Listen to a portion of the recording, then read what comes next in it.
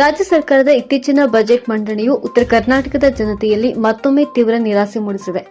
ಅಭಿವೃದ್ಧಿ ಎಂಬ ಪದ ಕೇವಲ ಕಾಗದಕ್ಕೆ ಸೀಮಿತವಾಗಿದ್ದು, ವಾಸ್ತವದಲ್ಲಿ ಈ ಭಾಗದ ಜನರಿಗೆ ಸಿಕ್ಕಿರುವುದು ಬರೀ ಖಾಲಿ ಚೊಂಬು ಎಂದು ಹೈಕೋರ್ಟ್ ನ್ಯಾಯವಾದಿಗಳು ಹಾಗೂ ಅಖಿಲ ಭಾರತ ವೀರಶೈವ ಲಿಂಗಾಯತ ಮಹಾಸಭಾದ ರಾಜ್ಯ ಘಟಕದ ಪ್ರಧಾನ ಕಾರ್ಯದರ್ಶಿ ಪೂಜಾ ಸೌದತ್ತಿ ತೀವ್ರವಾಗಿ ಟೀಕಿಸಿದ್ದಾರೆ. ಈ ಕುರಿತು ಪತ್ರಿಕಾ ಪ್ರಕಟಣೆ ನೀಡಿರುವ ಅವರು, ಬಜೆಟ್ನಲ್ಲಿ ಉತ್ತರ ಕರ್ನಾಟಕಕ್ಕೆ ಆಗಿರುವ ಅನ್ಯಾಯವನ್ನ ಎಳೆಯಾಗಿ ಬಿಚ್ಚಿಟ್ಟಿದ್ದಾರೆ. ಬಜೆಟ್ನ ಒಟ್ಟು ಮೊತ್ತದಲ್ಲಿ ಸಿಂಹಪಾಲು ಹಳೆ ಮೈಸೂರು ಭಾಗಕ್ಕೆ ಮೀಸಲಾಗಿರುವ ಹೊಸದೇನಲ್ಲ.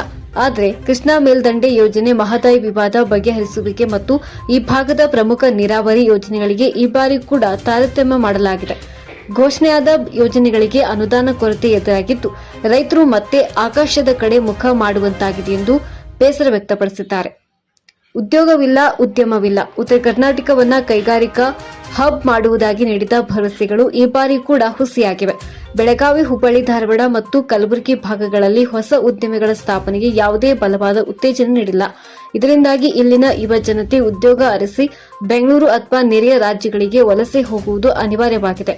ಮೂಲ ಸೌಕರ್ಯ ಅಭಿವೃದ್ಧಿಗೆ ಮೀಸಲಿಟ್ಟ ಹಣ ಆನೆ ಹೊಟ್ಟೆಗೆ ಅರೆಕಾಸಿನ ಮಜ್ಜಿಗೆಯಂತಿದೆ ಎಂದು ಲೇವಡಿ ಮಾಡಿದ್ದಾರೆ. ಸಾಲದ ಸುಳಿಯಲ್ಲಿ ಬಜೆಟ್. ಈ ಬಾರಿಯ ಬಜೆಟ್ ಸಂಪೂರ್ಣವಾಗಿ ಸಾಲದ ಮೇಲೆ ನಿಂತಿದೆ. ಗ್ಯಾರಂಟಿ ಯೋಜನೆಗಳನ್ನು ಜಾರಿಗೊಳಿಸಲು ಸರ್ಕಾರ ಮಾಡುತ್ತಿರುವ ಸಾಲದ ಹೊರೆ ಇಡೀ ರಾಜ್ಯದ ಮೇಲೆ ಬೀಳಲಿದೆ. ಅದರಲ್ಲೂ ಕೂಡ ಅಭಿವೃದ್ಧಿ ಕಾಣದ ಉತ್ತರ ಕರ್ನಾಟಕದ ಜನತೆ ತಾವು ಅನುಭವಿಸದ ಸೌಲಭ್ಯಗಳಿಗಾಗಿ ತೆರಿಗೆ ರೂಪದಲ್ಲಿ ಈ ಸಾಲವನ್ನ ತೀರಿಸಬೇಕಾದ ದುಸ್ಥಿತಿ ಎದುರಾಗಿದೆ. ಇದು ಅಭಿವೃದ್ಧಿ ಪೂರಕ ಬಜೆಟ್ ಆಗುವ ಬದಲು ಸಾಲದ ಸುಳಿಯ ಬಜೆಟ್ ಆಗಿದೆ ಎಂದು ಸವದತ್ತಿ ವಿಶ್ಲೇಷಿಸಿದ್ದಾರೆ. ಕಲ್ಯಾಣ ಕರ್ನಾಟಕಕ್ಕೆ ವಿಶೇಷ ಸ್ಥಾನಮಾನ ನೀಡಿದರೂ ಅನುದಾನ ಬಿಡುಗಡೆಯಲ್ಲಿ ವಿಳಂಬವಾಗುತ್ತಿದೆ.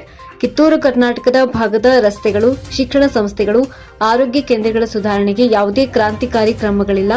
ದಕ್ಷಿಣ ಜಿಲ್ಲೆಗಳಿಗೆ ಹೋಲಿಸಿದರೆ ಉತ್ತರ ಕರ್ನಾಟಕದ ಜಿಲ್ಲೆಗಳು ಅಭಿವೃದ್ಧಿ ಸೂಚ್ಯಂಕದಲ್ಲಿ ಇನ್ನೂ ಕೆಳಮಟ್ಟದಲ್ಲಿರುವುದು ಸರ್ಕಾರದ ಮಲತಾಯಿ ಧೋರಣೆಗೆ ಸಾಕ್ಷಿಯಾಗಿದೆ.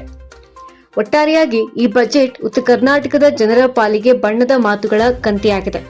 ರೈತರ ಸಾಲ ಮನ್ನಾ, ನೀರಾವರಿ ಯೋಜನೆಗಳ ಪೂರ್ಣಗೊಳಿಸುವಿಕೆ, ಹೊಸ ಉದ್ಯೋಗ ಸೃಷ್ಟಿಯ ನಿರೀಕ್ಷೆಯಲ್ಲಿದ್ದ ಜನರಿಗೆ ಕೊನೆಯಲ್ಲಿ ಸಿಕ್ಕಿದ್ದು ಶೂನ್ಯ ಫಲಿತಾಂಶ.